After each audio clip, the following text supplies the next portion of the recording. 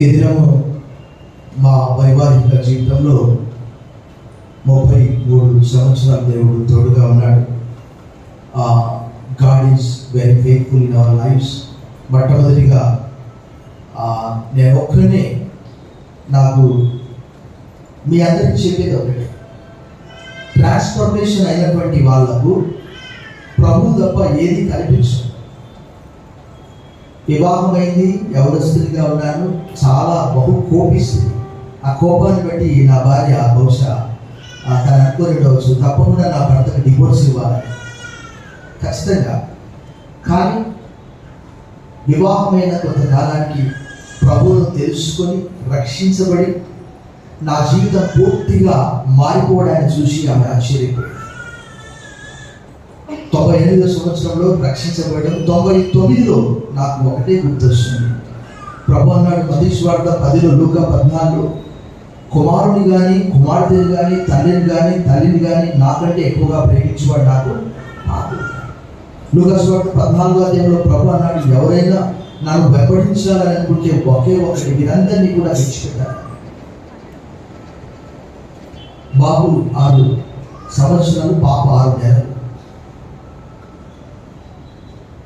When I was leaving for Bible college, my wife was conceived. She was crying, "Oh my dear husband!" Always I do remember.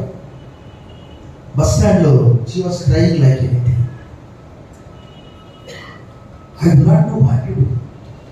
But నా కలిగినటువంటి సంతోషం నాకు ఒకే ఒకటి ఏంటంటే, ఆ రోజు ఒకవేళ నేను ఆ లాంగ్ స్టెప్, ఆ పెద్ద జంప్ చేయకపోతే ఈరోజు ఈ పరిచర్యలో ఉండేవాడిని కానే కాదు, మిమ్మల్ని చూసేవాడిని కాదు, పరిచర్య నాకు దొరికేది కాదు. బిగ్గరగా చెప్పలు ప్రభు.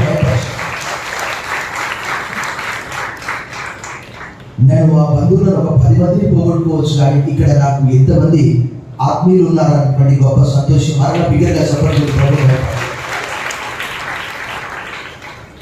99వ సంవత్సరంలో ఒంటరిగా వెళ్తూ ఉన్నాను. ఎప్పుడు నాకు బైబిలే గుర్తొస్తుంది, యాకోబు లాగా. అప్పుడు అక్కడ రాత్రి పగలు ప్రేయర్ చేశాను, ప్రభా నాకు ఏది వద్దు కానీ నా భార్య రక్షించబడాలి. ప్రతి బుధవారం ప్రేయర్ డే ఉండేది.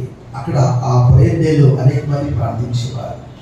అప్పుడు 2000 సంవత్సరంలో మరలా తను వాక్యం చెప్పినప్పుడు, విగ్రహాల గురించి చెప్పినప్పుడు, బైబిల్ అంతట్లో 115వ కీర్తన 4 నుంచి 8, 97 చెక్కిన విగ్రహాలను బట్టి అతిశయపడ వారందరూ